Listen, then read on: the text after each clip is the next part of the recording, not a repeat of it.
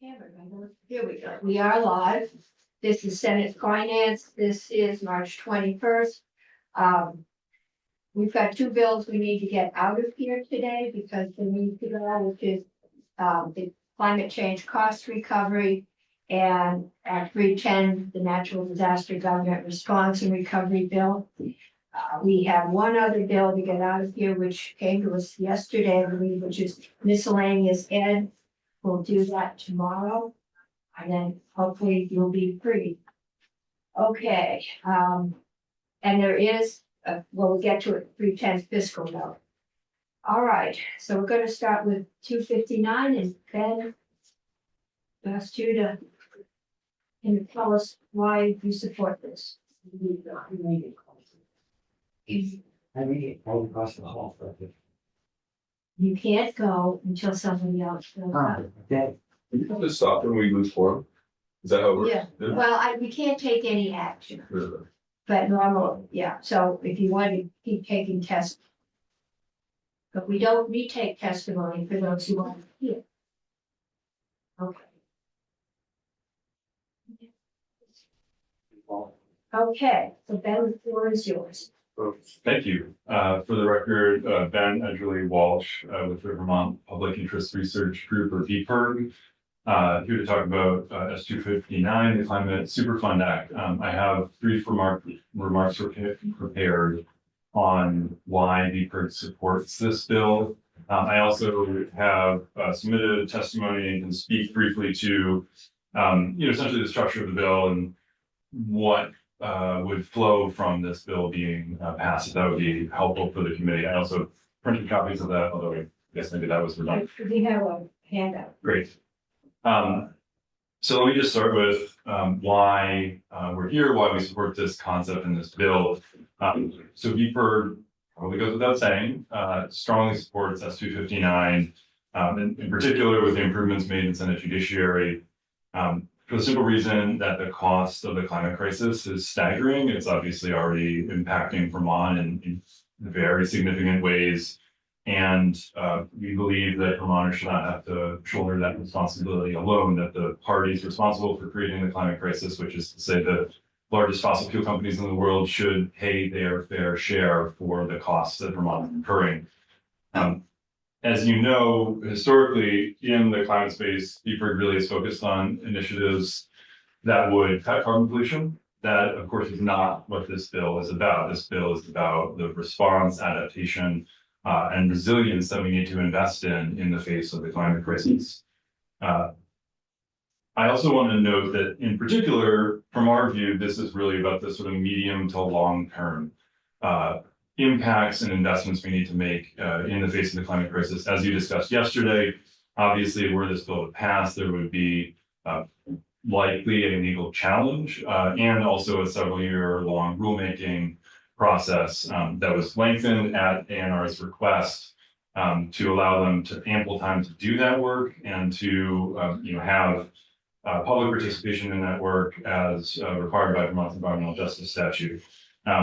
So obviously there's a lot of other things this legislature is doing. It just moved S213, the flood safety bill. We're also very supportive of that. This is about the sort of longer term picture and the bigger investments we need to make over time. The last couple of things I will say in terms of our support before diving into the sort of logistics or procedure in the bill. And the largest fossil fuel companies in the world made over $200 billion, just a top handful of them in 2022 and again in 2023. And at the same time, Vermont was bearing an enormous cost, both from investments we were making in climate resilience, prudent investments, I'll add, and obviously this past year in particular, getting hit very, very hard at a incredibly significant expense by storms that were made worse by the climate crisis and other wildfires that we saw this summer. And so again, these are not costs that should be borne by Vermonters alone. And this polluters pay principle is well established in state and federal law and has been supported repeatedly by courts around this country. So the bottom line for us is the policy question here is who should pay for the costs of the climate crisis And from our perspective, the companies responsible for creating it should pay their fair share. We certainly have no expectation, nor would this bill lay out a process for those companies paying all of the costs Vermont is going to face. There would still be an incredible level of investment needed to be made by Vermont taxpayers, but they should pay a substantial portion in line with their contribution to the climate crisis. Let me just pause, ask if there are any questions, and ask directly, would it be helpful for me to lay out from our perspective sort of how this bill would work, what the process that this bill would create would look like? I've submitted into record, but I'm happy to run through that quickly. I'm more interested to hear what the Judiciary Committee changed from as the bill was originally introduced, but I certainly would know whatever the committee was regarding a total review. I thought the answer to the who should pay question was, we've already been decided that it would be our grandchildren. Well, in some ways they will, yes. Okay, I think when I think about our jurisdiction, it's trying to figure out that cost calculation. How, you know, does a fossil fuel company have to have knowingly buried information about climate change? So are we talking about the companies where we have records in the court that they have buried science, et cetera? You know, what other states do we join? Maybe you already said that, so that we have a mechanism to extract these dollars. I feel like that's our jurisdiction. How do we get this money? And what amount of money is fair from who? I think, Happy to speak. as I remember the bill, the A&R, right? Will develop a scientifically based mathematical formula, which is beyond my comprehension. To determine that, the treasurer, and we have the treasurer on, so, and he has got a limited availability. But, Do we have like a flavor, since we didn't hear from A&R, of what is gonna go into that calculation, and if they had to know, like, which companies are we going out? Did you? So, I mean, I think we should watch need the that. current going at. Okay. we looked at, how do you? If you all remember the Soliciting Vermont for Yankee contributions. and how words taken out of context work against us, I would be very careful. Your trusting. Thank you. Trust me, if this goes Great forward, diligence. but not- Mobile Oil and everyone else will be asking for the tapes, or they can find them on YouTube of what was said in this committee. It said- Let us recognize the fact that I am not in the room. You can do that. Senator Gray. Like being a room, the end, so this morning we took testimony on the Right, just, I need to science get piece the under the hood. question before but us. not Do we how- need Ben to do a more in-depth description of how this process would work? Or are we comfortable with how this process would go? I'm not hearing anyone say yes. So I'm gonna open the floor to questions. Do we have any questions for Ben? Okay. You have a question? I thought I did, I'm not sure, I'm trying to get to the kernel of, you know, we raise revenues to fund the work of the state of Vermont. What do we know about about the inputs to the calculation? Do we know nothing? Like, is it they're gonna figure it out, and I'm sure they discussed this, and is there gonna have to be a nexus to the kind of court record that tells us which companies were knowingly contributing to climate change? Well, I can certainly speak to that briefly, and if it's helpful, I can also speak briefly to your question, Senator Chittenden, on some of the changes. Obviously, I'm prepared to do a full walkthrough on that, but I can highlight a few of the key ones. So first, to the question of whether this is a question of these companies knowing certain things in certain time periods, I am not best suited to speak to the legal questions there. But the short answer is, as my understanding goes, you know, this is a strict liability standard, and so it's really about, would it be reasonable for them to know these things. And so one of the things the Senate Judiciary did, the changes, is expanded the covered period. Now it begins the sort of the emissions that are captured in this assessment in 1995, and the rationale for that is that that was the beginning of the first conference of the party, first international climate negotiation. Was that the Kyoto Protocol? Yes, that's where that stemmed from. That was a request that was made by the Agency of Natural Resources. And, you know, the basis was that is a reasonable time where it would be unreasonable to expect these companies to not know that the climate crisis is real. There certainly is a lot of documentation that they knew far before that, but that or malice or anything else like that wouldn't be necessary. I know Anthony Arpino from the Conservation Law Foundation is also in the room if you want to get into more detail on that, but that's my high level understanding. In terms of how this would flow, and let me just say, I did speak with the treasurer briefly beforehand, in terms of what I was planning on covering, what he was planning on covering. And it sounded like it could be helpful for me to just quickly run through the flow. Okay, If just. you're telling me no, I'm The sort of treasurer having- is online. I just want to make sure, what is your schedule like? Have you got? Yeah, I have time. Yeah, I have time, and it would be great if then, we're able to sort of lay out the details, I think, for the committee. I think that would be helpful. Okay. So. So in the bottom of the first page of my testimony, there's just essentially a flow. This is not exhaustive. If you're looking for the full sort of timeline, Michael Grady from the council has put together a timeline for the bill as passed in the judiciary that I believe is on your website. But this is sort of the key moments in this process. First, ANR would adopt what they're calling a resilience implementation strategy. This is essentially a prioritized list of resilience and adaptation investments the state should be making. That's what they're doing with the treasurer's office, work that they already announced, and really was folded in Senate Judiciary to this bill as a logical starting place for both the cost calculation and the prioritization of investments. From there, the treasurer will, do the treasurer's office will do the report on costs. That is really at the heart of this bill. You'll obviously hear more about that in a minute. That would be based on that implementation strategy, but not, but really that would be the basis. The treasurer's office would have to build on that in order to come up with the complete cost to Vermont of the effects of covered emissions from the covered period. From there, ANR would adopt the necessary rules to determine the proportional liability for each responsible party and how they would be delivering those cost recovery demands and the other sort of key aspects of that.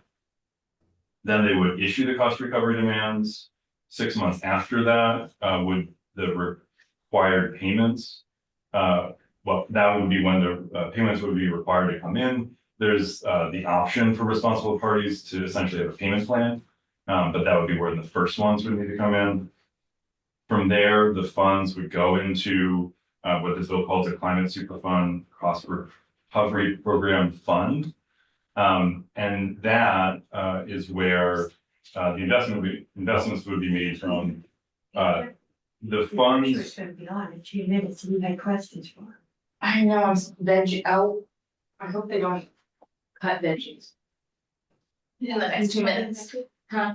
Veggies and tropes, yeah, and Hopper's first. I know what he's gonna say, so I'll stay for the next. And then the bill lays out the types of investments that would be allowed to be made through this fund. If you go on to the second page of my testimony, this is just the key portion of the definition of climate change adaptation projects. I'll read just briefly from it. Means a project designed to respond to, avoid, moderate, repair, or adapt to negative impacts caused by climate change. It goes on, but as you can see, this is very broadly rational actions that are responsive to the effects of the climate crisis on Vermont, either to make them better or to respond to them and pay for them after the fact. I also get in here into a little bit more about how this is the cost would be calculated. I'll skip the section of the treasurer's report because you're obviously going to hear from him in a moment. But the last couple of things I would say, one on to your question, Senator Ron Hinsdale, how is the calculation done? The formula is really actually laid out in the bill at the top of page 7, but essentially it boils down to the percentage a specific responsible party represents of the total emissions from fossil fuels during the covered period. So if a particular company reachable by the state of Vermont emitted 1% of all of the emissions from fossil fuels between 1995 and 2024, they would be responsible to pay 1% of the cost that the treasurer comes out with in the report.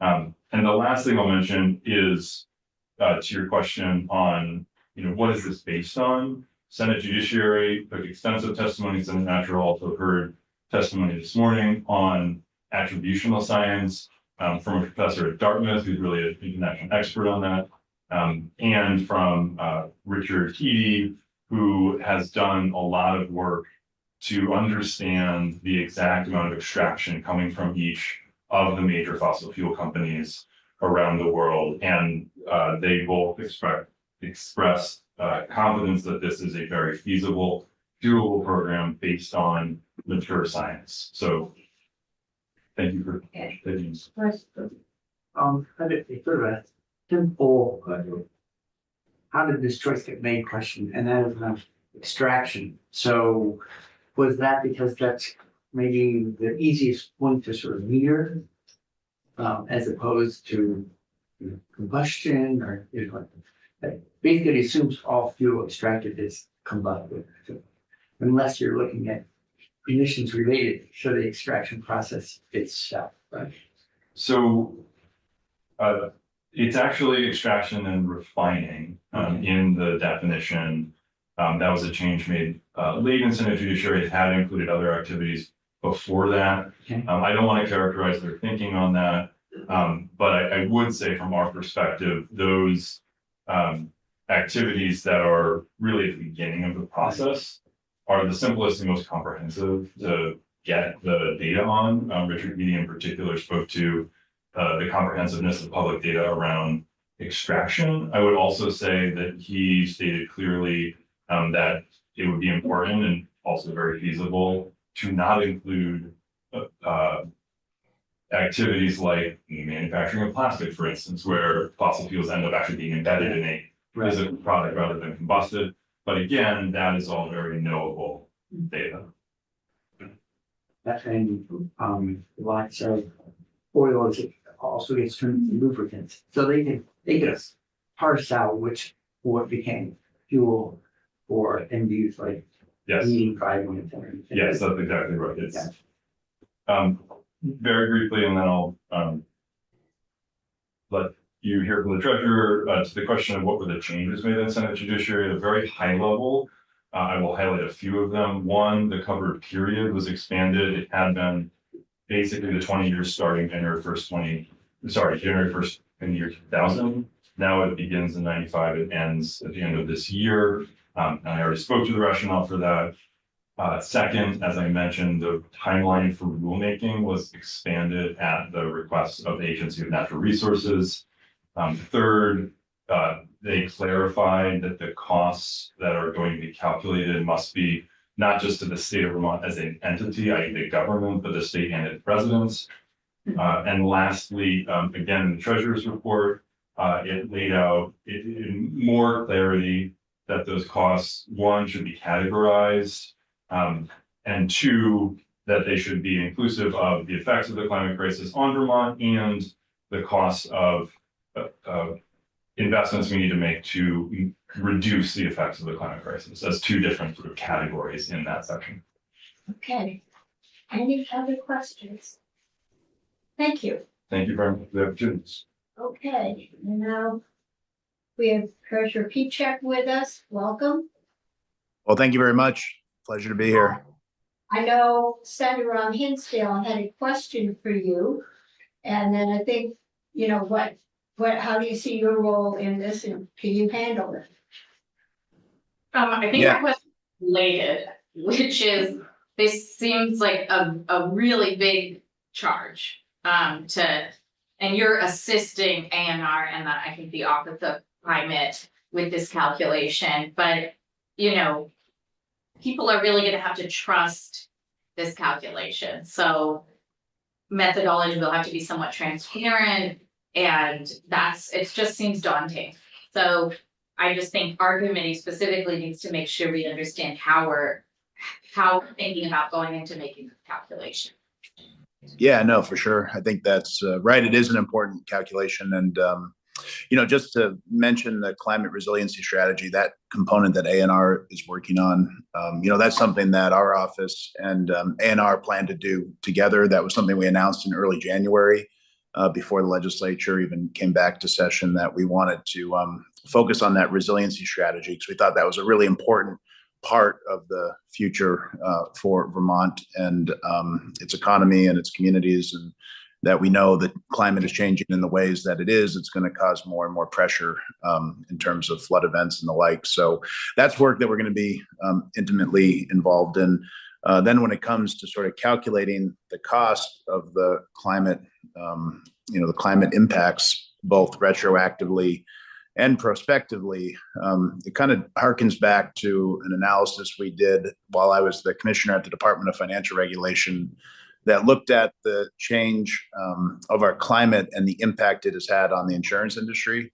So in that analysis, we worked with an expert in climate science, and that person was able to go back 10 years and sort of look at the way that the climate has changed and then project out 30 years. And then we laid over that claims that we've had from some of our biggest insurance carriers over the last decade. And we looked at how climate impacted those changes, those claims, both in the number of claims and in terms of the total expense of those claims, and then projected out how will those continue to change over time. And I think it's a very similar analysis. I think that analysis relative to the insurance marketplace is just one piece of a larger analysis as to how climate has impacted many other industry types, how it's directly impacted communities and the state in terms of direct cost and expenditure. And then projecting out what that will be into the future will require us to obviously get a consultant that is expert in that kind of climate science and that kind of forecasting. So you'll see in the bill that there is an appropriations request for $300,000 for us to get consultants to assist us in that work. So it's something that personally, I've had experience on in this space, looking at the insurance marketplace, and there are experts out there that we would feel comfortable working with again, including the one we worked with a couple of years ago, and have confidence in their ability to deliver us a reasonable estimation of both past and future, climate costs for the state of Vermont. Okay. Senator Bray. At one point, like the simplest question we might get asked as a committee is, what kind of money are we going to see? And my understanding is we won't know that yet. I don't know if you're, as part of your work to date, you've done any kind of ballparking, so that if someone said, well, can you give me a high and low? And what kind of, when the revenue, well, we don't know when it will start. I think we're anticipating it won't be soon. But do you have any kind of ballparking, or that it's just premature to ask and answer that question? Yeah, I think it's definitely premature in terms of a number, maybe even in terms of a range, Senator Bray. But, if you just think about the impacts that we've had from severe weather and the dramatic increase of that severe weather, particularly just even this July flooding, which was, a period of sustained rain followed by a couple of days of severe rain. And that is the exact kind of change we're expecting to see in our climate going forward. It wasn't a hurricane. It wasn't a tropical storm. It wasn't a unique experience where the ice backed up under the bridge. It was simply rain. And I think you can more and more attribute that kind of weather to climate and the changing climate. So that's just one example that's cost the state, tens and tens and tens of millions of dollars. But you think about the impact climate change will have on agriculture and on the ski industry and on tourism, and you can go on and on in terms of the direct and indirect impacts it will have. And then the question will be, well, okay, well, what are these sort of economic connections to Vermont in terms of holding people accountable for that changing climate? And so if you get a really big number of the total direct and indirect damages to the state of Vermont, then that number will get reduced by how many people are actually responsible and do business and have contacts with the state of Vermont, right? But I think even then you're talking about a significant number in terms of what the possibilities could be. Good, thank you. Yeah, we just passed today Flood Safety Act, and the July flood figures that we were using were all-in costs of about $1 billion. Yeah, so that's a significant number too. Yeah. Senator Tompkins. My law students are very big on, the Montana court case and sort of looking at all of these valuations. And they were the ones who pointed out to me that heat waves are the most deadly form of disaster. And, we haven't seen that play out, except we did have also some of the hottest days on record last year. So how do you start to calculate loss of life? I'm recalling like the 9/11 insurance agent, which I never saw the movie, but he had to calculate it differently for different people, and what their loss meant to their loved ones. So, I just wonder, as we start to look at, we've been lucky in how few deaths we've had in our disasters, but how do we separate that out? Yeah, no, I think that's right.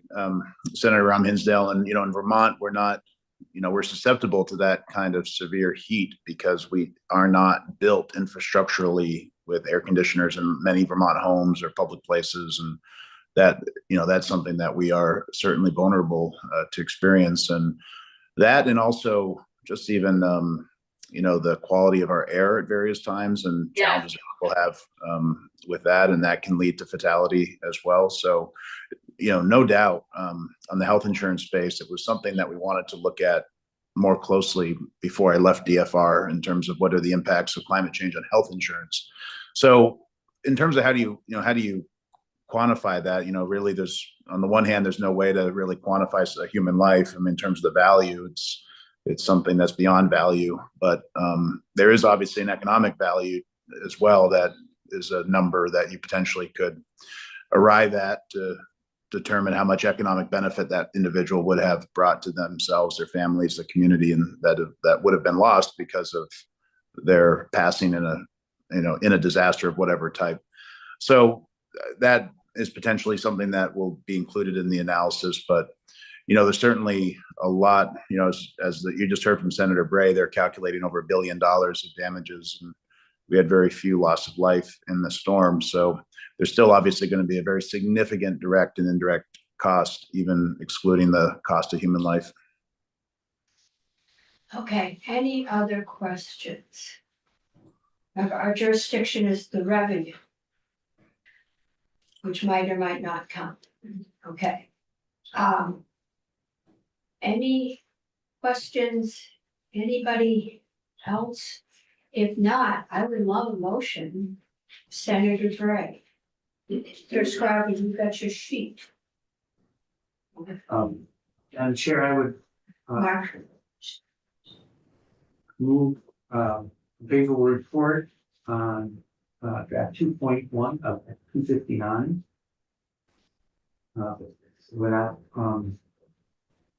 Without any changes. okay. Senator Bray has moved that we report draft 2.1 of S259 314-024 11 a.m. favorably. Any further discussion? And this is solely on the issue of the revenues as opposed to the cost, the expense, or other issues. Yes, I was going to have the Attorney General in today, but I'd rather get this over because cost really goes with appropriations, and they'll be looking at that. Okay, further Senator Bray moved. Yes. report favorably. To amend the bill. No, no That is amendment. to report favorably. Report Without favorable. amendment, as it appears. There's no in the amendment. draft. Okay, so 2.1, what was, Yes, draft 2.1. it's the only version that That's exists. the only version that exists in this room. Do you like a date, the time and date stamp for that? It's 3/14/24, 11 a.m. Okay, we have a motion, further discussion. Senator, did you have, No, okay. okay. Okay, all those in favor say aye. Opposed say no. No. Okay, I'm seeing that as 6-1-0. And Senator Gray, would you like to report that? That's Good.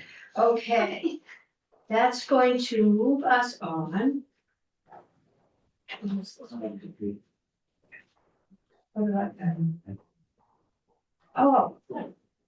Okay, so that's, all right, that's for the 310.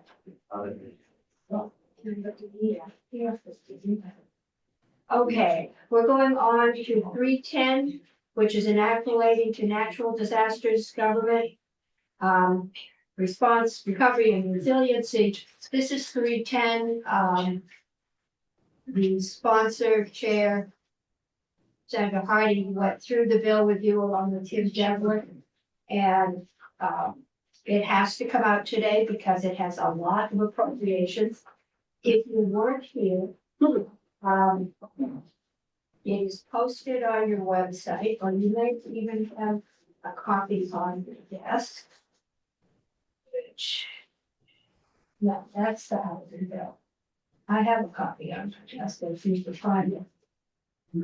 Yes, no, that's climate switch. And just, Yeah. that's a question on the bill. So I had to go out, go on two of the bills, and I don't know if I missed how we landed on the telecom. We have it. Okay. We have two issues. This is posted on the website. We have two areas of, and Chris, there is also a fiscal note. Most of it is on.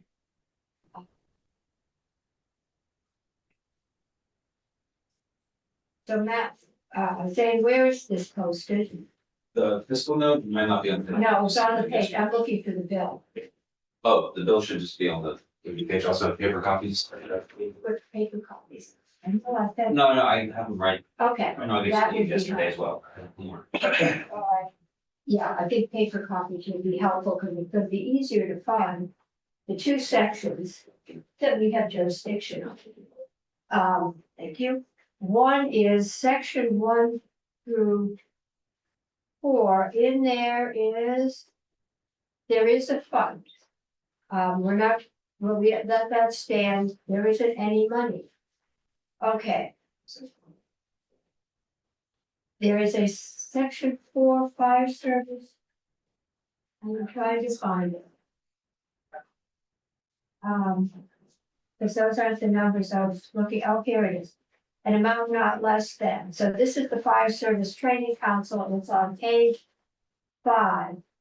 And I think, Kim, Yes. can you talk to us about this? And Nolan was going to be available to come down and give us a fiscal note. It's a fund, a charge that goes to insurance companies that pays for the fire service. And this would basically double that fee. And Thank you very much for having me. Again, for the record, my name is Tim Devlin, Legislative Counsel.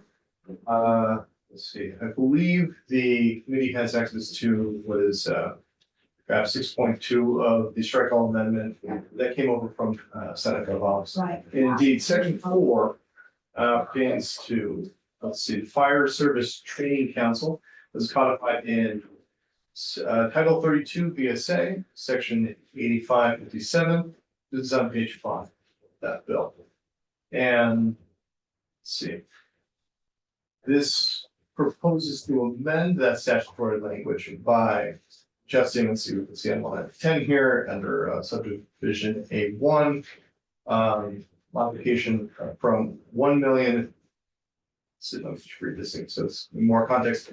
Sums for the expenses of the operation, training facility, curriculum of the Vermont Fire Service Training Council, not to exceed now $1,350,000 per year, be paid to the Fire Safety Special Fund, created by 20 VSA, 3157 by insurance companies, right of fire, homeowners, multiple peril, allied lines, farm owners, multiple peril, commercial multiple peril, parenthetical here, fire and allied lines, private passenger and commercial auto, and inland marine policies on property and persons situated within the state of Vermont within 30 days after notice from the Commissioner of Financial Regulation of such estimated expenses.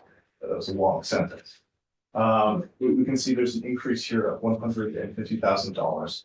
And then, skipping down to subdivision 4, after the 3 asterisks here, we have, again, that $350,000 appearing, now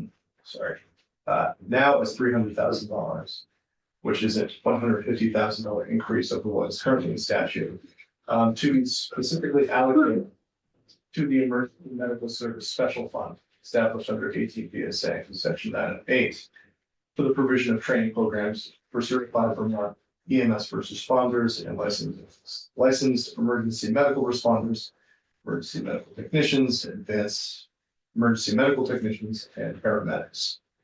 And that brings us to the end of that section. Okay, and this is the one fee that we have control over as far as I can find out in here.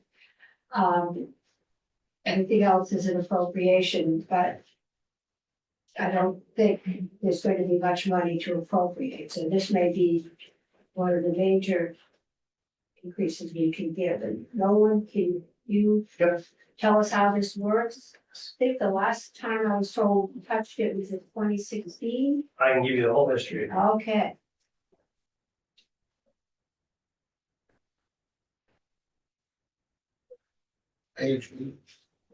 Oh, I don't even know. For the record, Noel Langwell, the Joint Fiscal Office, I am not actually familiar with this bill. But I'm familiar with this language, so I can only speak to this language and not what page it's on.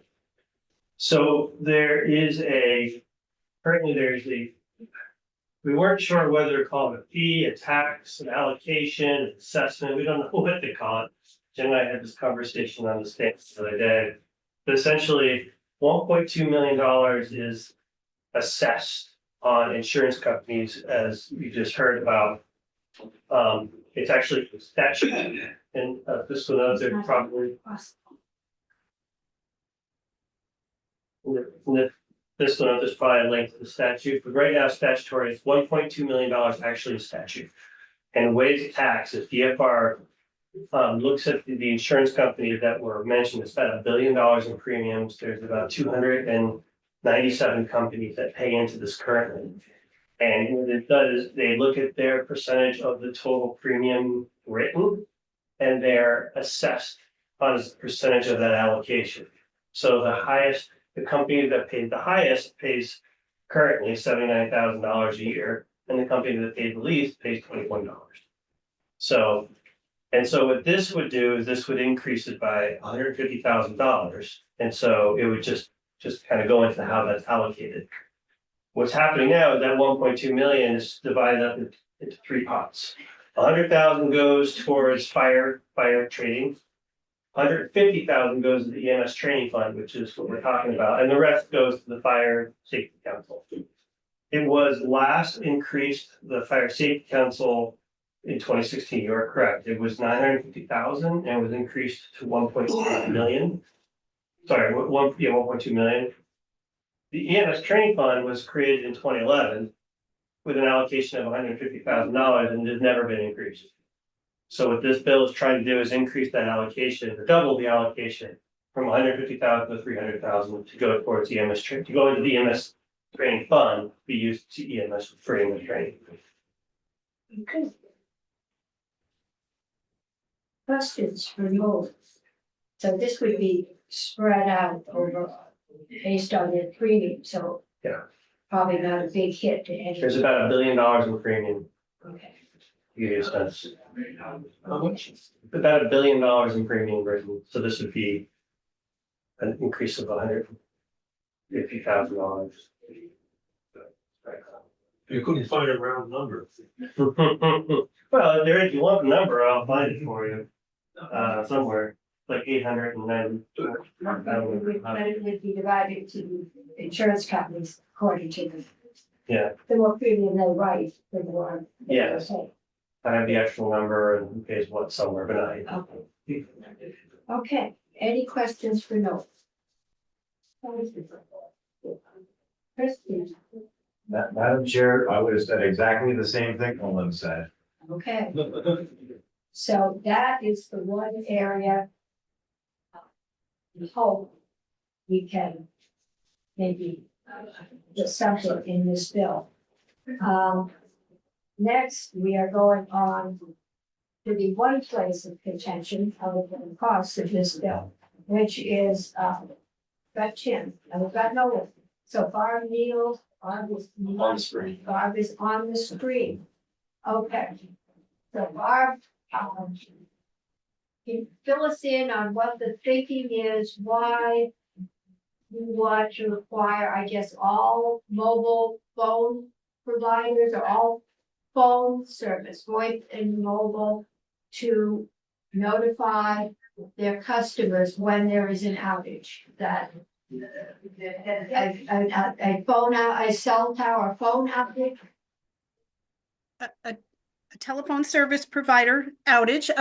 Let me back up, and just for the record, I'm Barbara Neal, Executive Director of the Enhanced 911 Board.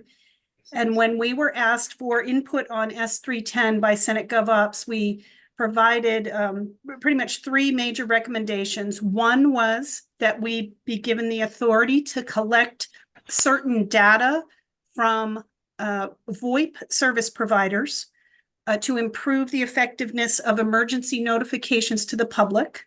That's one component. The second component is that one that you just mentioned, is which would be to require originating carriers, so any provider of voice service in Vermont, to notify their customers of outages that impact those customers' ability to reach 911 or receive emergency notifications from the state. So that's the second component. And then the third component that I don't know if you want to discuss today is a revisit of a study from 2011 on tariff costs that are currently paid by the 911 board for to certain originating carriers. So where would you like me to start?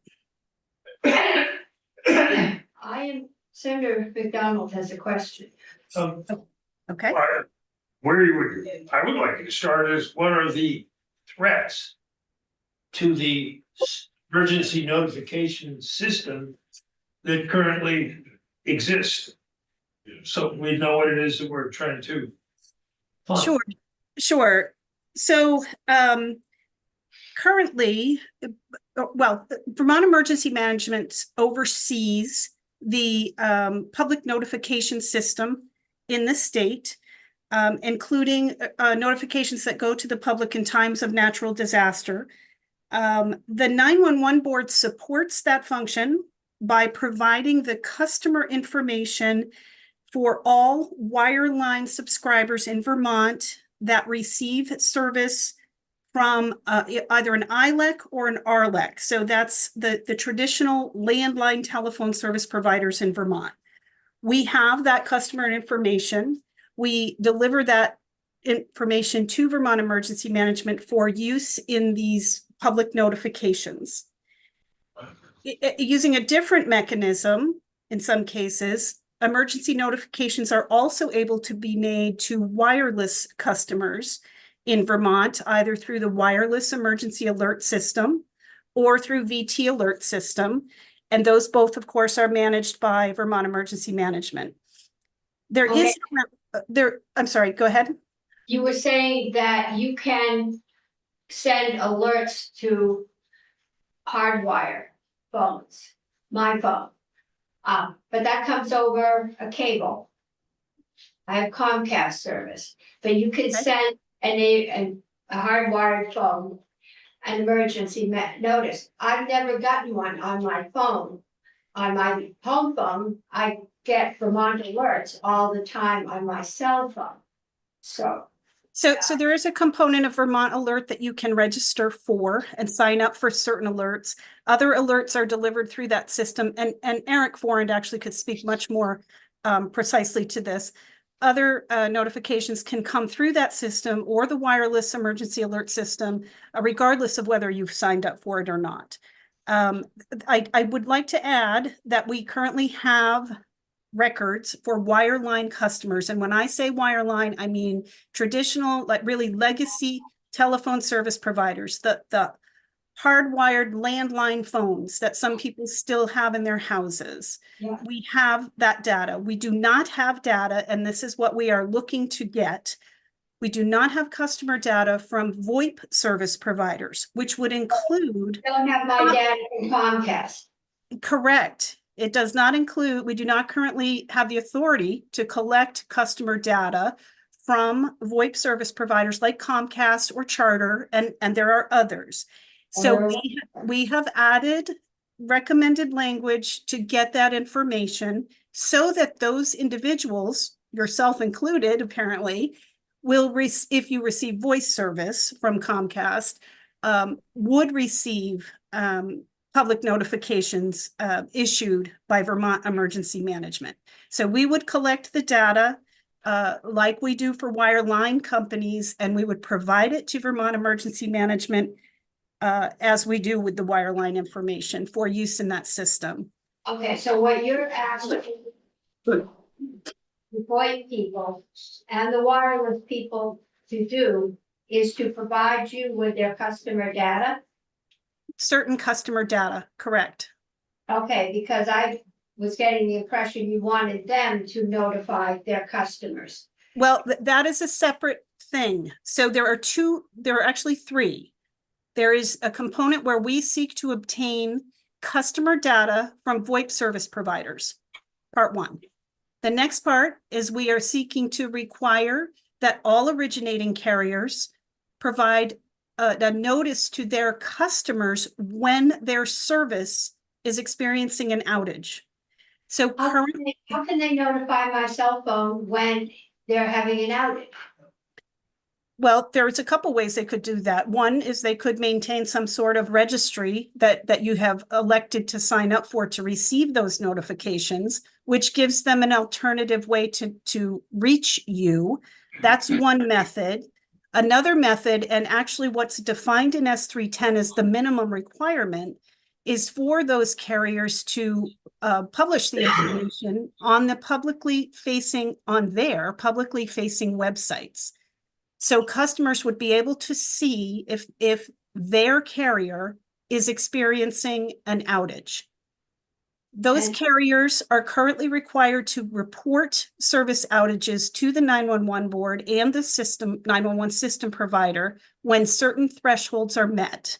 And what we would like to do is also require that they notify their own customers of the same outages. Does any other state do this? Yes, California.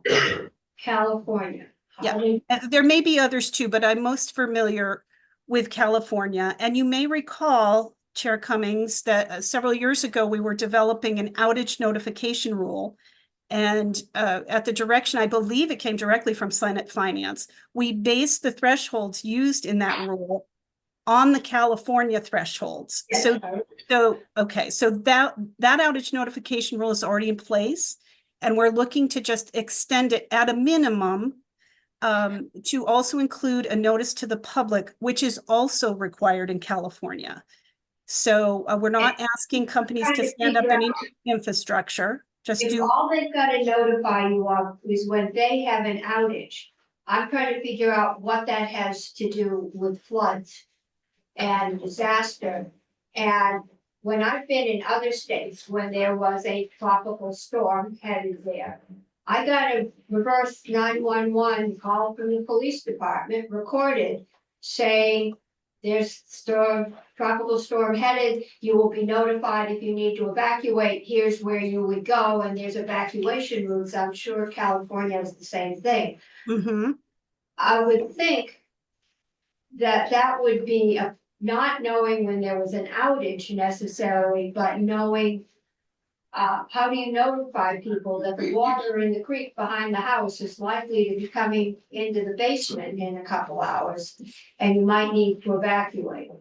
So I think we're getting a little confused. There's two different components here. We are Yeah. asking for both. We are asking for VoIP service provider customer information so that we can provide that to Vermont Emergency Management so they can make a more effective and complete notification to voice service customers in Vermont, regardless of who provides their service. That would be what the example you just gave, perhaps an instance of, the creek is rising and this is what you need to do to protect yourself. I So mean, that's why we seek that data. Eviction notices in Washington County, if there were any, in July. The towns didn't call, there were no fire alarm, whistle blowing systems. There were no loudspeakers going down the street. That to me is communications this is a flood resiliency bill. That to me would be the first. So dispatchers. Yeah. How you notify people. So the function of public notifications is performed by Vermont Emergency Management. And Eric is here. I don't know, Eric, I saw you raising your hand. I don't know if you want to add something. I'll defer to the chair. We will, Eric, welcome. I think you know the machine, just identify yourself for the record. Thank you. I'm Eric Foran. I'm the Director of Vermont Emergency Management. So that system is in place. So the VT Alert system is a state-owned system that can alert geographic areas to what is going to happen.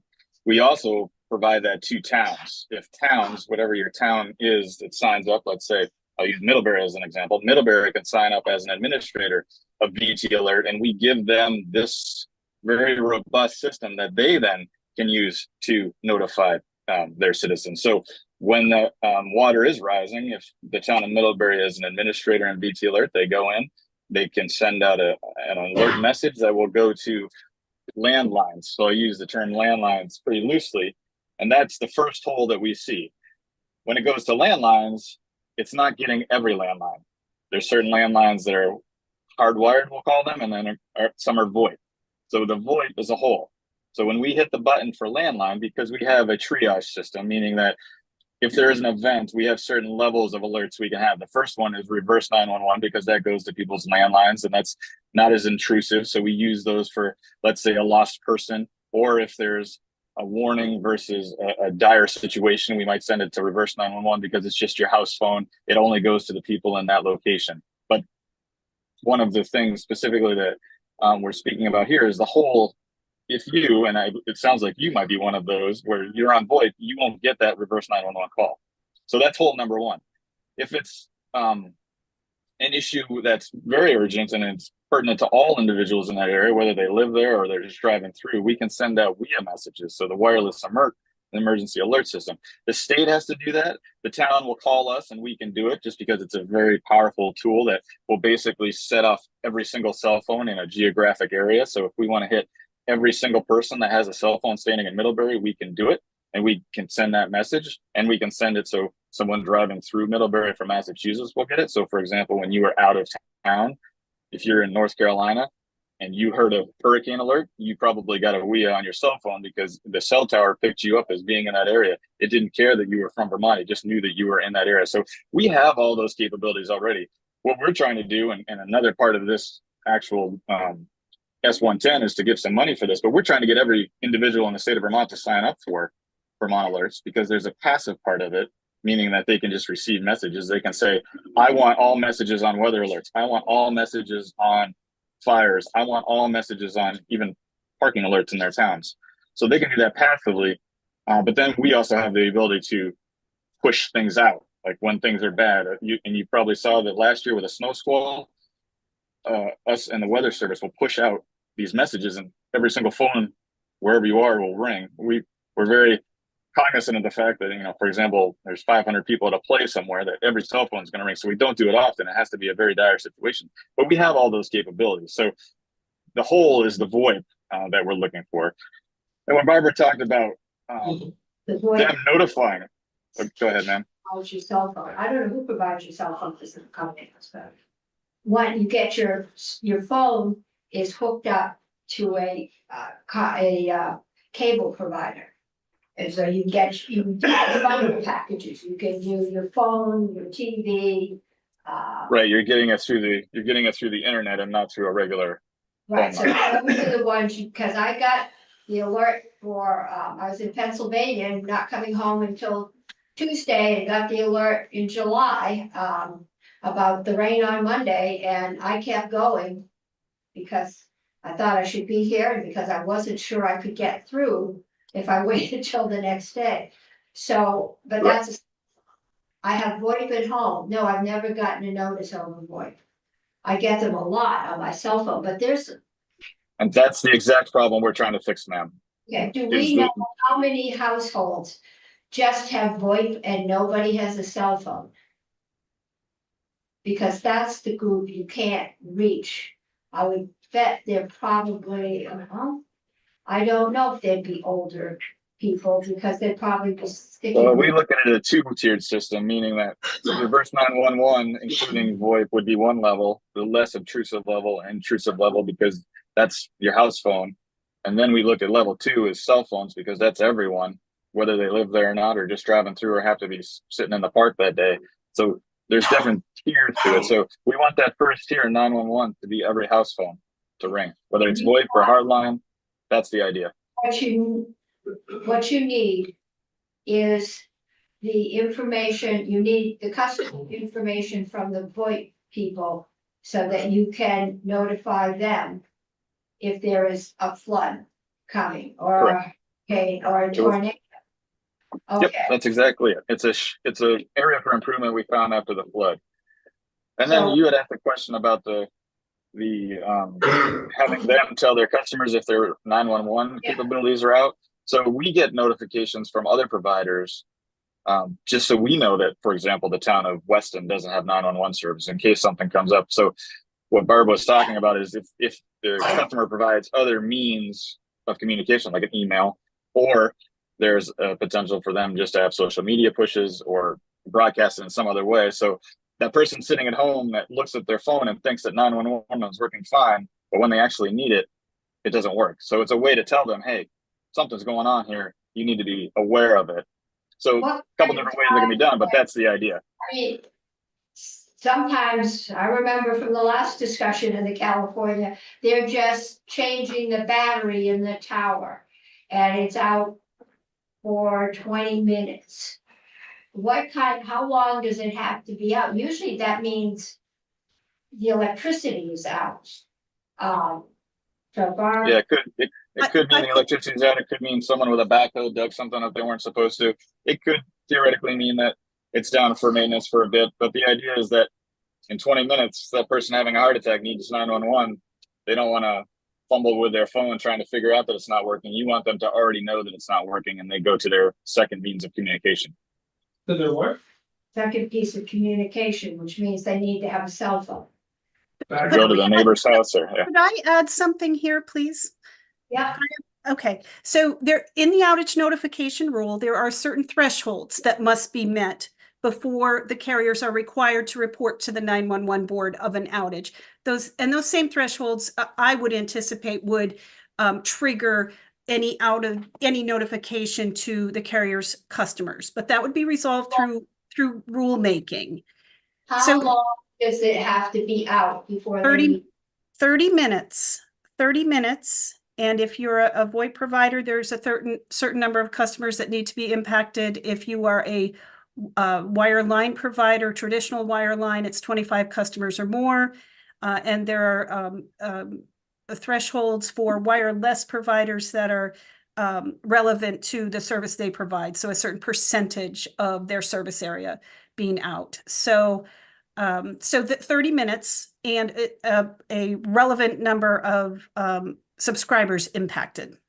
Okay, So it wouldn't be a notification of every blip when a battery is changed. But if it went over 30 minutes, that would trigger the notification to us now. okay, Senator Hinsdale. I think my question is more for Eric. There is money set aside for language access as part of your outreach. It concerns me to do outreach unless we have much better language access than I recall seeing from Everbridge. I told Erica Borneman years ago that I can't imagine New York and California don't have very sophisticated language settings for their platforms. Where are we? That's a great question. I'll start off with the fact that we've actually, New York does not. New York sends their alerts in English and English only.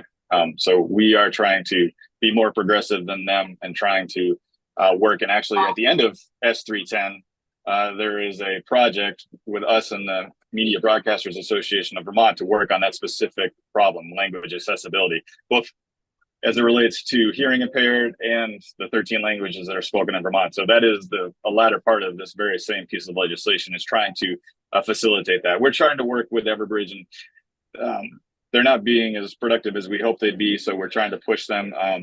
And partially it is because we're a small state, and the other states like California and do not do that. They only use the one. And then the expectation is that those individuals that need the interpretation services are getting it in whatever way they get their daily information translated, because those individuals get other pieces of information that are not emergent, and they get them translated somehow. So that's the way they work it. We're trying to make sure that the message up front is translated.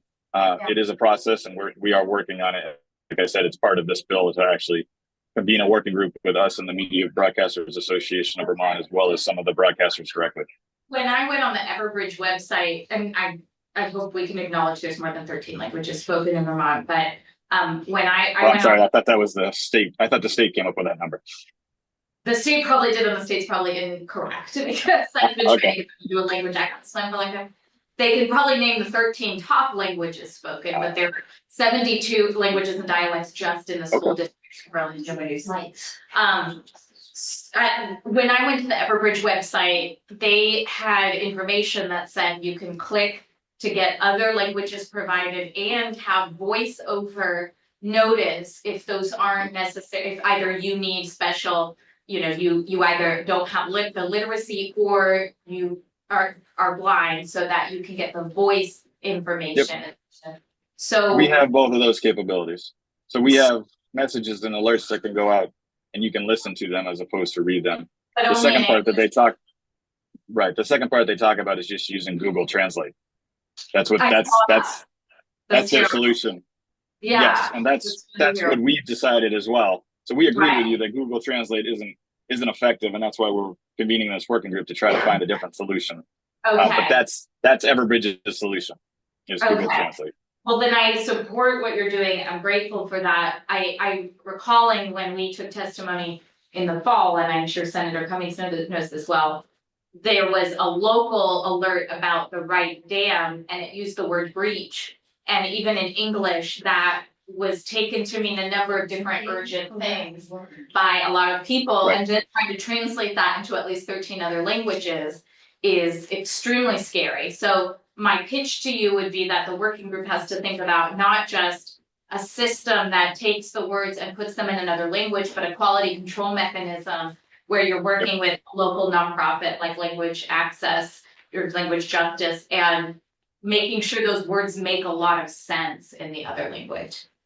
Yeah, and you've hit the nail on the head with another nuance, right? Is one dam may say breach and another dam may say, failure, and another dam may say another thing. So we're working with the language itself to make sure that the dams are speaking the same language. So yes, it's a multi-tiered response, but that is, both of those things are being looked at. Okay, well, let me know if I can be helpful. I wrote the language access plan for Burlington when I was at Burlington. Great. Senator McDonald, you have a. I'm just trying to start out by how the word breach or whatever word gets there. And then once we're assured that it's going to get there, What Senator Brown is suggesting is equally as important, but Right, could we focus on getting the word to the place? okay, and we. What have- happens when the primary system of notification ceases to function? Right, What happens sometimes in emergencies? What is the next step that emergency management yes. turns to? Well, we have landlines and you have the data for the hard landlines. What happens when the tree that is really blowing out there comes down and hits the pole and my landline goes out? How do you notify me? You don't, because unless I have a cell phone that I've also registered, you can't reach me. If I have VoIP, then Doesn't this also integrate with our emergency broadcast system, where if you're gonna be sending these out geo-targeting cell phones, you're gonna also be broadcasting through the radio and also with television boundaries, or are those completely separate and not integrated with these communication plans? It's part of the multi-tiered system, meaning that we could start with landlines, we could go to WEAs, which is the wireless emergency alert, or you can go to the emergency alert, which is the beeping on your radio. So someone has a radio, someone has a television, we can get to them that way too. So again, we try to have a system and a redundant system and an emergency system behind that, and then a contingency system. But in the end, We're interested in learning what those systems are as opposed to being told that they exist. radio and TV, I think is what we just heard. If I could tag on, Right. I'm not persuaded that we need to prioritize VoIP devices because they're gonna be so susceptible to, as the chair highlighted, outages from trees, power goes down, sometimes these devices don't work. So I feel like I just would love to hear why this black hole is worth so much prioritization, when I also would rather encourage users of VoIP services to self-register and then trust our cellular targeting, as you talked about, which is very effective, including a radio emergency broadcast system as well as televisions. And there's also things you can do to GPS units in cars through radio waves to communicate out emergencies in certain areas. But can you persuade us that we really need to target this black hole of VoIP connectivity? so for us, it's exactly that. It's a black hole, right? When we have the reverse 911, we'll use a layman's term, reverse 911, we're not hitting all the people with landlines. So in and of itself, it's just inefficient. So if there's 50 people and 25 of them have VoIP, you hit 25 and not the other 25. So if we get the additional 25 with VoIP, by just having those carriers provide the same data that the hardwired folks are doing, no different. We're not ostracizing them. It's the same stuff. They've just been excluded. So we would then have 50. So each one of our tiered systems would that black hole would be filled. So in a nutshell, that's really what we're looking for. We're not asking for anything special from the VoIP people that we don't ask for from the hardline people. Okay, and I think we've got some representatives of VoIP. I've been told that they're working on some language, so maybe we'll move on and then we'll have better questions. Barb, did you have something before? Yeah, I did. I wanted to add on to the comment you just made about working with at least one of the VoIP providers. Comcast is here today. And I've had multiple conversations with them over the past 3 days or so, maybe week. And I forwarded to your committee some language that Comcast and the board have agreed on related to obtaining that data and related also to the public notification piece as well. So if you're able to take a look at that language, you can know that it was agreed to by the board and Comcast. And I will say that both of us acknowledge that some of the details around these requirements will need to be hammered out in the rulemaking process. So we're expecting that, but this was an agreed upon place to start. I will stress that's one carrier. So that is there for your consideration. Okay, and what I've got is draft number 6.2 of 310 at 11 o'clock. It was pointed out. It tells emergency communications starts with public notification policy during emergency. Public Safety Division of Vermont Emergency Management consult, is that? No. I sent something over a little bit later than that. I think maybe closer till 2 o'clock. It's posted on your webpage. I saw it. And it's recommended edits to S310. I did use, I think it's version 6.2 from Mr. Devlin from March 14th to make those edits. Okay. Okay, let me, Would you like me to go through them or? Okay.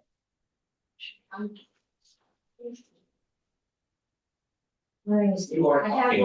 I have one for you. Yeah, okay, what got posted is the same thing that we have in writing. So why don't you tell us what you're proposing? Or maybe you know what you're proposing. Maybe it would be better to hear from the carriers and see if you're both talking about the same thing. And then we can talk about the differences. Would that work? I think Okay. however is going to be most effective for you to proceed is fine. What I sent over to you is what Comcast and the board agreed to. Okay, then that's what I think. We're probably all talking about the same thing. So I've got Jim White. Is Jim here? Jim's up. There it is. Jim is on the board. Jim, are you there? Yep. Okay. Mr. There we White, go. Yeah. just Thank you. identify yourself for the record. And before Chair Cummings, committee members, I'm Jim White, Senior Director of Regulatory Affairs for Comcast, and thank you for the opportunity to appear. Thank you for the discussion. We have indeed worked hard with Barb over the last few days, including really down to the last couple of hours on acceptable language. So from the discussion so far, this Section 19 of S310 really falls into two categories. One is about the information that we provide to E911, and then it is shared with VEM for two purposes. One is just responding to emergency calls, right? And the other is for the type of emergency alert pushes by VEM. We never really had a disagreement about the purpose of the language. It's just given how technology works, and it's very hard to put that in words for a statute. So I think we've agreed on language for that piece of it. And I don't think it's necessary to go into, Barb drafted language and we replied on some very specific subsections of the statute, but I think we've got that piece of it covered. The second piece is subsection F of Section 19, and it deals with public notice to customers of outages. And this does come from California. So California developed outage reporting rules to what's called CALOS, California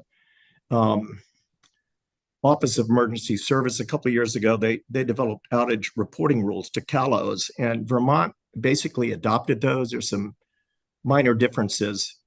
They're basically the same. California then amended them in 2022 to require posting on company websites of outage information. So we understand subsection F would have that as a minimum. We understand that. Beyond that, I would say Comcast has worked very, very hard to give its customers tools to learn about outages. First, we tell them about the limitations of non-line powered service. We tell them when the electricity's out, your services may not work. You can't use cordless phones. We tell them you better get a backup. You better have a cell phone as well. We also have any customer can go online and look for service outages on the Comcast network. They can download an app and they can register their cell phone numbers for push notifications to receive notices of outages on our network. What we don't do is we don't push notifications to customers when the electric power goes out at the premises. And that's, so we don't disagree with the language to have the capability to, or the notice to customers studied in a rule. but we wouldn't go so far as to say that every outage that we're reporting to the board right now needs to be pushed to customers. For example, the current rule says that we report outages at least 25 minutes if more than half of the customers in a zip code are out. If you have 10 of our customers in a zip code, 5 don't have electrical power at their house, at the premises, we report that outage to the board. It's a completely different matter. Feasibility, implementation, cost, difficulty of then calling them or texting them on their cell phone that their electricity's out, basically. So what we don't disagree with, we did agree with Barb that we would participate in the rulemaking. How we can't jump to the end conclusion that we would agree that we should provide customers notice of every outage that we report to the board. There has to be consideration of the scope of planned, unplanned outages, et cetera, the feasibility, and absolutely some of the consequences, perhaps. I hear Let me ask you a question. I'm wondering if we need to define what a notification is, because I see in the language, it really talks about at the minimum, just putting it on the website, which could be reactively. And if you define notification, there is you can look reactively or retrospectively on it. So if we're not talking about real-time communications as the notification, are you more comfortable with just being obligated to list all of your outage times at some point on your website for people to peruse? Well, there is in California, there's a lag, of course. You report the outage in California, and there's not necessarily a lag before you can post it on the website, right?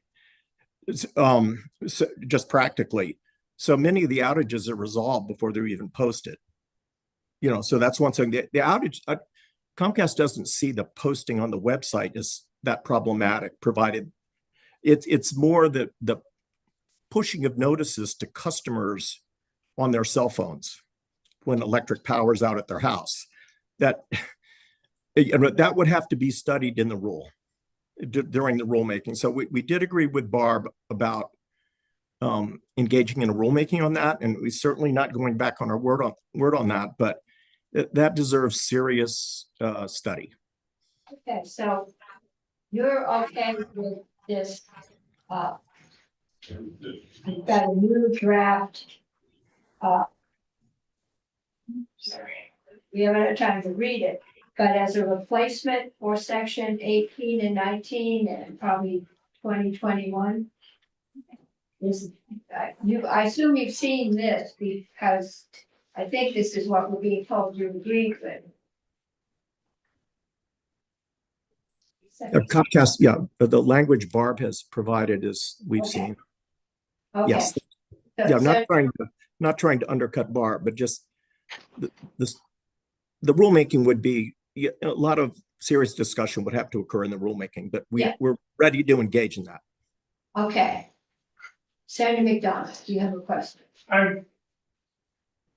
We're being given drafts of bills to make better what we have yet to understand on how the system works. And you have a technical system. We have a variety of technical systems we've been told about: telephones, landlines, coaxial cables. What happens when those things fail? I think he can only talk to Comcast, which is a VoIP system. Yeah, for our wireline system, the customers that have voice service, it relies on a modem that needs electrical power.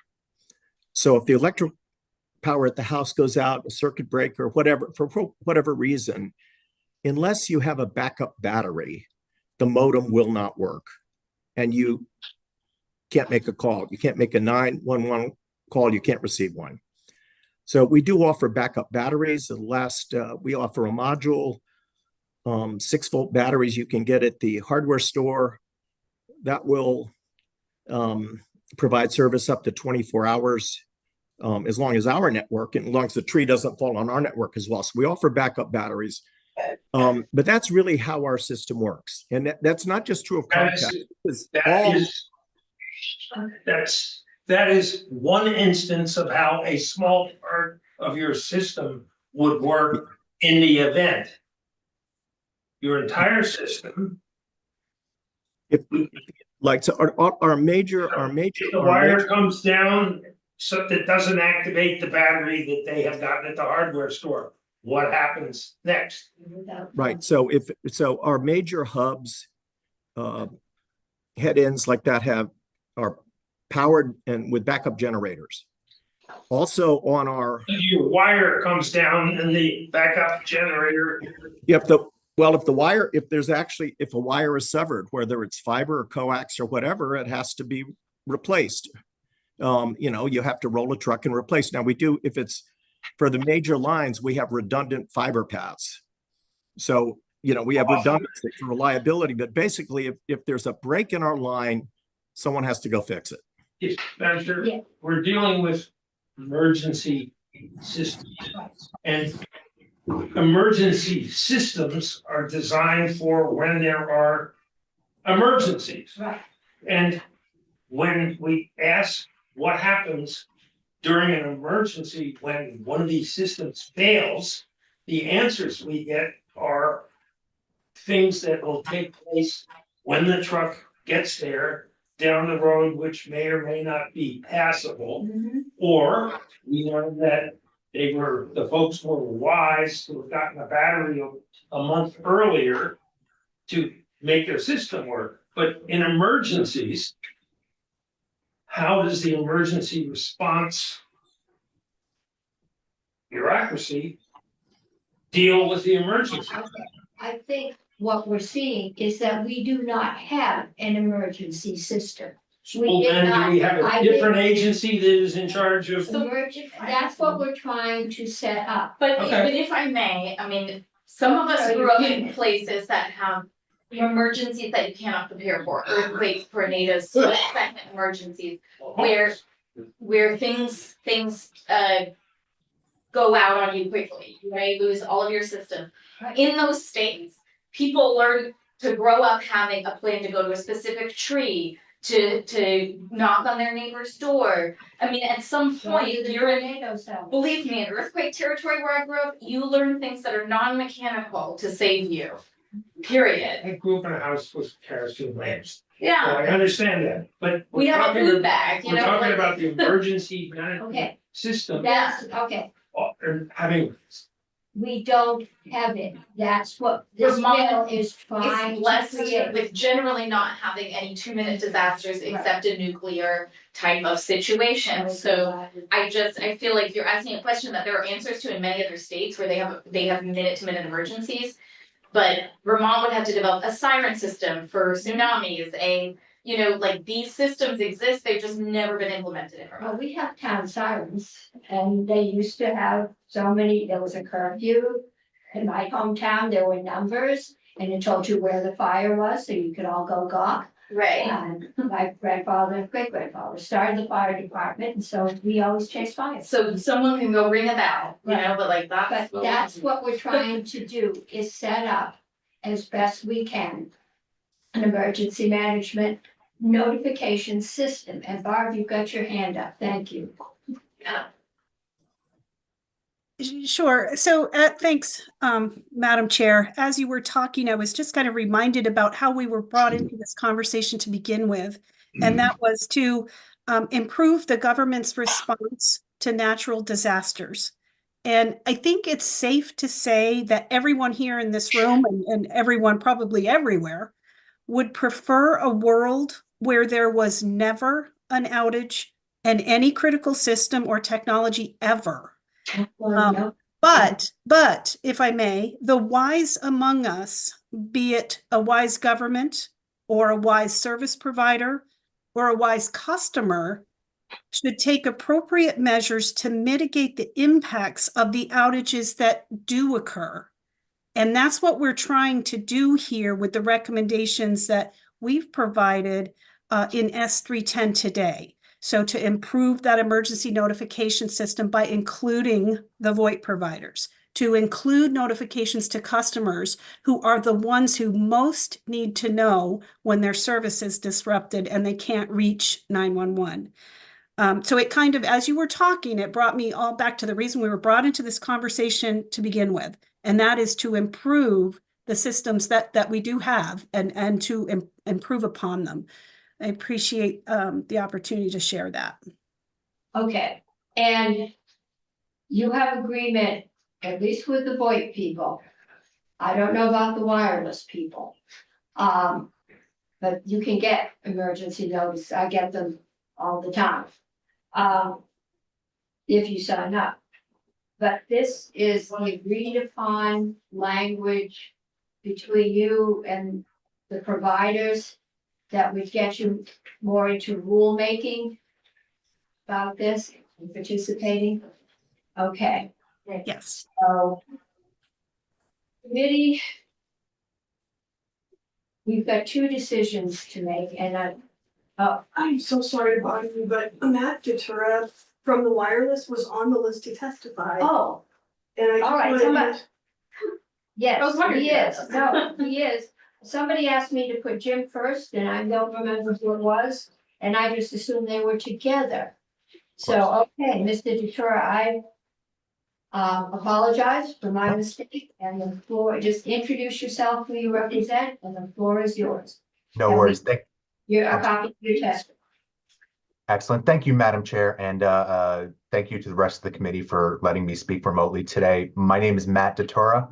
I'm the Counsel for External and State Affairs at CTIA, and we represent the wireless industry. So, first I'd say, we've had good experiences working with Executive Director Neal on previous outage notification requirements, and she was gracious enough to share her draft that she'd been working on with Comcast. As of this morning, I don't think 9 o'clock was about the newest one I saw, and then after that, Director Neal and I spoke for about 20 minutes to kind of, compare our notes on where we stand on this. And we're kind of in an agree to disagree mode right now. I'll note that we've submitted 2 amendments to draft 6.2. I think the first, and it has to deal with the delivery of the 911 calls to a provider. I think that we're actually pretty close on this one in section A. I think our main point of disagreement is that you'll note in our amendments, we add language with regard to delivering 911 calls in accordance with I3 standards for next generation 911, which is the current national standard for next generation 911. And we included language with regard to delivering 911 calls to reasonable point or points of interconnection. And for us, that's just about, a belt and suspenders approach to ensure that, as the board requires interconnection agreements, there's not a situation, and I don't think anybody has the intent behind this situation, but a situation where something happens and they declare a point of interconnection that's not technically feasible for our members. Okay, I think, don't want to interrupt you, but this committee has a bill, we have an amendment to that bill, and then we have amendment to the amendment. I'm still trying to get my drafter to show up. I don't think, oh, you have shown up. I'm sorry. Thanks, line something. Okay, we're gonna have to put something together this evening, or this whole bill dies if we don't get it out. It needs appropriation. Sounds like an emergency. It is, well, that is the state of affairs on crossover week in this committee. But I am trying, Barb, have you had a chance to look at this proposal, the CTIA proposal?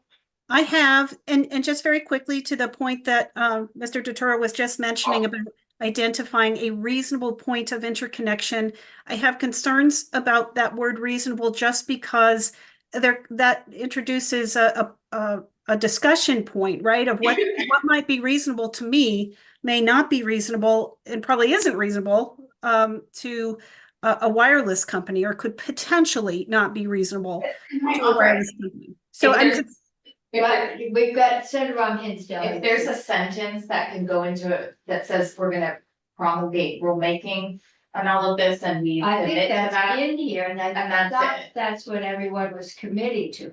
The and- other alternative this committee has is to strip this whole section out of the bill and send it forward and leave it to the rest of you to develop something that's acceptable. I think we all know we need an emergency management notification system. Other states manage them. It used to be easy, you just had a landline, and if the wire went down, you were in bad luck. We now have at least 3, and there'll probably be more forms of communication. And people have one, some, or all of them. And we need to figure out a way to get those managements out, but I don't think. Haven't we hired an entity to study how to build and operate the system that we're talking about making rules for? I Did don't we think- already do that? I don't think so. Do you remember doing? We directed, I don't know, was this group of people or to Did that come up with a happen? plan on how to deal with Was that emergency the dispatch systems, bill that didn't? how they work and what you Yeah. do when they parts of them fail. Okay, I think that was the dispatch bill, where you're trying to, and that one is still hanging out there unresolved. That's your local dispatch Because it wasn't. Which deals with emergencies. that dispatch deals with fire, police, ambulance. Yeah, most of the time they're emergencies. So the Okay, rest of us, they're emergencies. yes. Okay, Senator Chair. Where's I that? agree with Senator Hinson to move this forward, but to your point, Mrs. Neal, I don't know your title, I'm sorry. You have concern with the word reasonable, and I get that judgment aspect. Would you maybe support replacing reasonable with appropriately determinable point? Is that a more fair terminology with less judgment, appropriately determinable? And then would this language be satisfactory to you? Who determines? Well, I guess Word for reasonable. that it would be better than reasonable. I think that is less judgment, but it's still there's still gonna be discussion over what's appropriate. I hate Appropriately words. determinable, but at any rate, I mean, I think that could be part of a rulemaking, right? That discussion might require more time. That could be part of a rulemaking, which we're obviously willing and able to participate in. Didn't we require and get a written plan for this? No, No. Not in a past piece of legislation. there is the dispatch bill, which is still working itself out. Well, what were But the this is things we another one. commissioned in the way of plans that they have been done that don't apply to this situation? I don't know. Is Do that you a know of ledge any council? plans? Because I don't. I think Mr. Whitaker does, but Well, it might be a ledge council question. perhaps so it's council. Well, we can try. Who would be? If I may, Madam Chair, I Yeah. think I can clear up some of this confusion right now. I believe the senator is referring to the Public Safety Communications Task Force, which I am co-chair of, along with Commissioner Morrison from the Department of Public Safety. And we've been actively meeting and working since late June of 2023. We are tasked with managing and overseeing the transition to a statewide public safety communication system, which really in essence means the dispatching system in Vermont, which, as you know, has multiple components to it. And we're trying to get some structure and a solid framework around that to develop a statewide dispatch system that is effective for Vermont. That is not emergency management, emergency notification to individuals. It is not. It is not. Local dispatch Right. probably wouldn't be helpful. Okay. I'm leaning towards striking this system. And said there's just too much here. I'm assuming that with the dispatch and all of this, you will continue. And I'm having trouble, you don't want reasonable. And You don't want any of it. I don't know, is reasonable the only word you have problem with in The other thing they're doing is they're striking the questionable language, which I think you're leaning towards supporting. I don't think we have time, is it just the part in red or? The second page, I That's think what they they're- want to strike out 1 and 2. So F- our Section F is, preference, yes. I'm sorry. Our preference would be to have the language that we sent over to you earlier today that had been discussed with Comcast, how I'm not quite sure, except for the word reasonable, how much this differs from what is in that draft. So that would be one.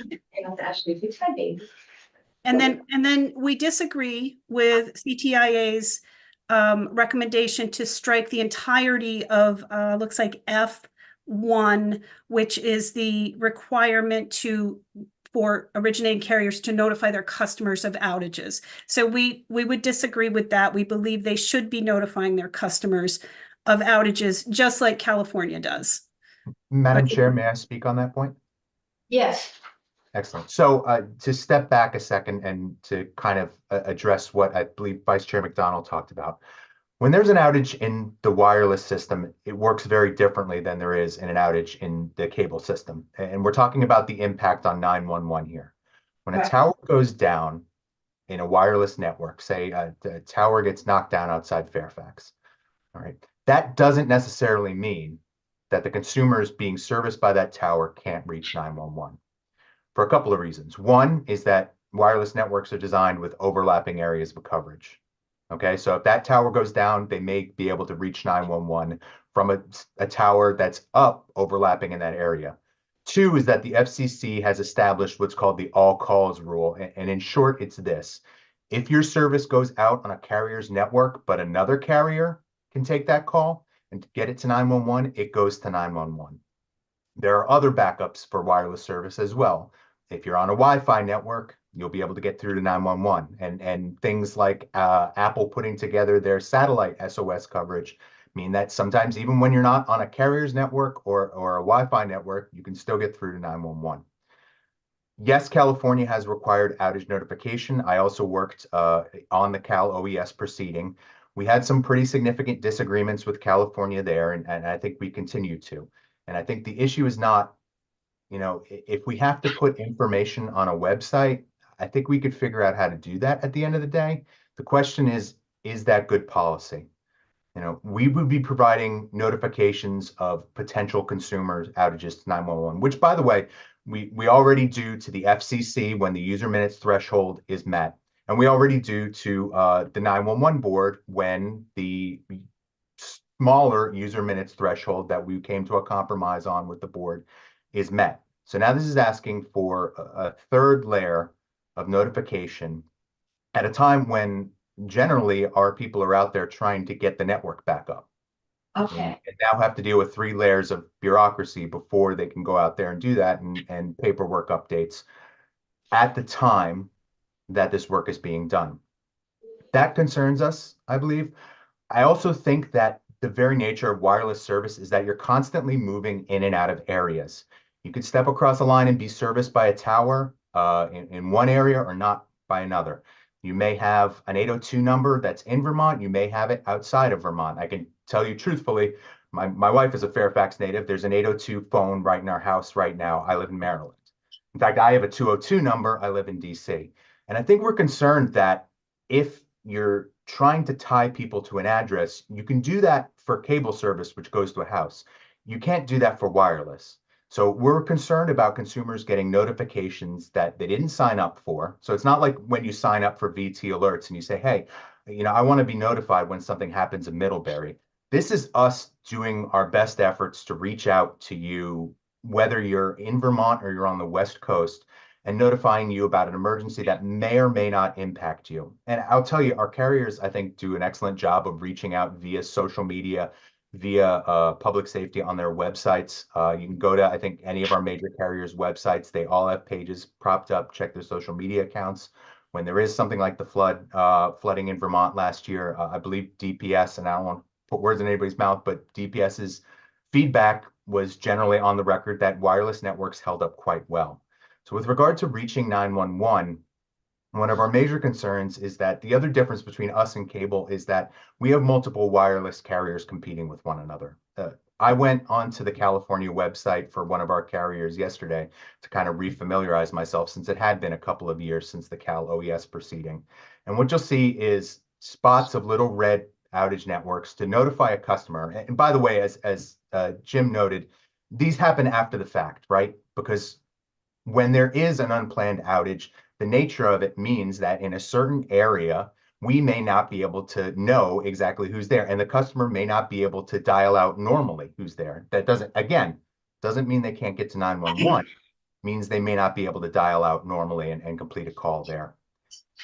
There are reporting on that website under the Cal OES guidelines that mean that there are a number of areas that are being significantly overreported. You know, I talked to Director Neal, and I used the example that I saw yesterday was that there were 5 or 6 red pins dropped in Los Angeles, the middle of Los Angeles, for outages.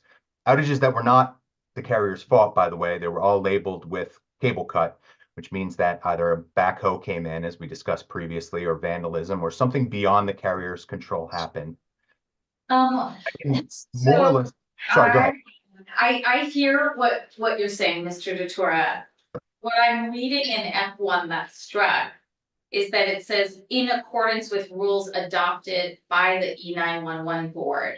Right. So I would be more concerned with unintended consequences of all of a sudden striking language at 4:59 on Thursday before crossover than letting the E911 board adopt rules.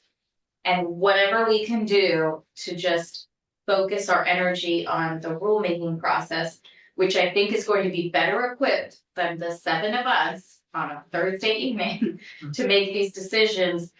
I'm hoping we can finish by spending our energy there. Okay. Yeah, something like the motion. We are hitting this in about the 10th inning. And I totally understand that, Senator, and that's why I'd be happy to talk with anyone offline with this. For us, it's a simple. We're not trying to come up with new language here. We think it's a simple strike. Okay, I think, committee, I'm gonna look to you. We've heard from everyone. There doesn't seem to be one clear path forward. There is section 18 says the Department of Public Safety and Emergencies in consultation, development policies, E911 database, maintain callback number, subscribe. We can leave that in. Take out 19. Should we have like the council in the Yeah, I think I'm gonna get sent. you don't have one. Because 21, I think we can. Yeah. We have not heard about the tariffs report. Chair, Oh, that would be a report, okay. If we strike out everything from that, I don't think you want to take out 21. We should. I don't think we want to take out 20. It would probably be 19. Just 19. I think that is everybody is looking at 18 and 19. Right? All these changes. So those would get replaced with rulemaking? Well, 18 says, but they will leave it where it is now. Right.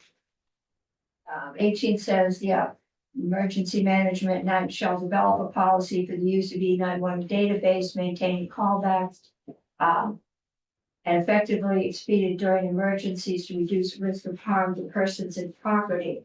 Would that keep this present discussion going if we leave that section in? If section 18 is preserved. Yes, it would, this bit of session law requires the development of policy. And so that policy would, the short answer to your question, yes. Yeah, it would keep them having to develop a policy. It would stop us from trying to alter or confirm the second and not agree to policy in section 19. We strike 19 and then 20 is a report on the tariff, which I think we want.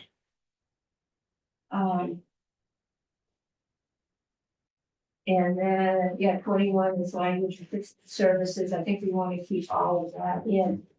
Just strike the detail. Okay, I second that motion because, You have to make the motion. okay, well, then, all right, that's true, the chair can make motion, so I would move that we report the bill favorably, but with section I 19. think you need to move to strike section 19 first. Okay. And then, He's right, section 19. okay, Because that's our amendment. okay. Senator Gray and move to strike section 19. Can you confirm that doesn't do anything but remove this conflicted area of how we move forward with reverse 911? Right, by removing section 19, it will, that statutory section, sorry, but it froze here. Would remain the same, preserve the current language there, so current rulemaking powers, which are already being enacted and much of this is already in rule would continue. Okay. Second or, Yeah. Okay. Senator Bray, Sister Gray has moved to strike section 19 of S310 draft 6.2. something like that, but is this is the draft, but there's edits in it that are not part of the draft number? This is, no, that was the separate agreement. The actual bill should be on your desk. It's about a half an inch thick. perhaps. Oh, yeah. Right. Okay, they just took 6.2 and wrote on it. Barb has some agreements, but the wireless people Okay. agreements and re-edited. Okay, Okay, great. The usual data, and 31424. 31420. Yes, A. okay. And it does not say recommended edits, which is a different document. Yes.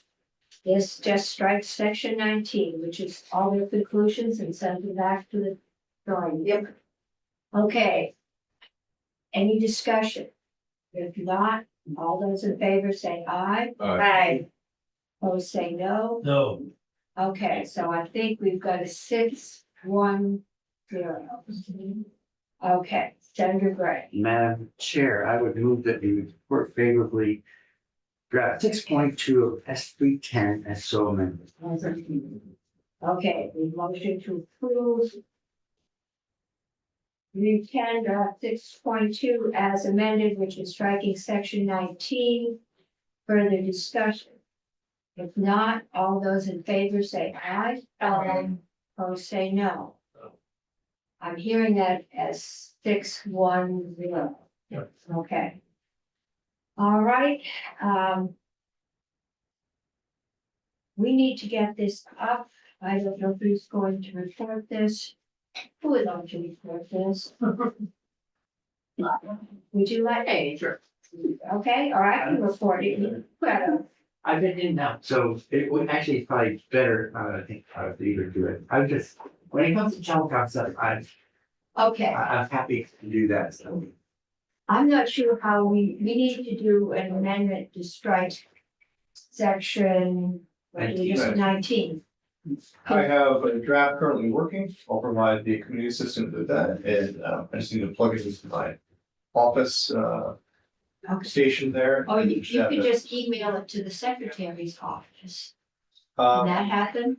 Yes, I can make sure. It goes Okay, because then I can take the original bill, which I think is this one, and you've got it. Okay, so if you email the draft up there, I will go up and sign everything I need to sign.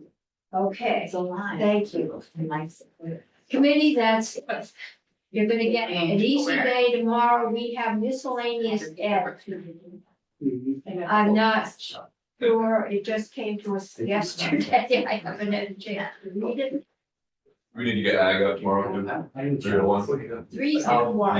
I'm so Yeah, glad that we're told today that Some these of are the those pros. you know, new. That Right, resident grant, it's like the mosquito repellent grant. It tweaked it, but it's not. I wait, and I think it is on the way, an amendment, the record.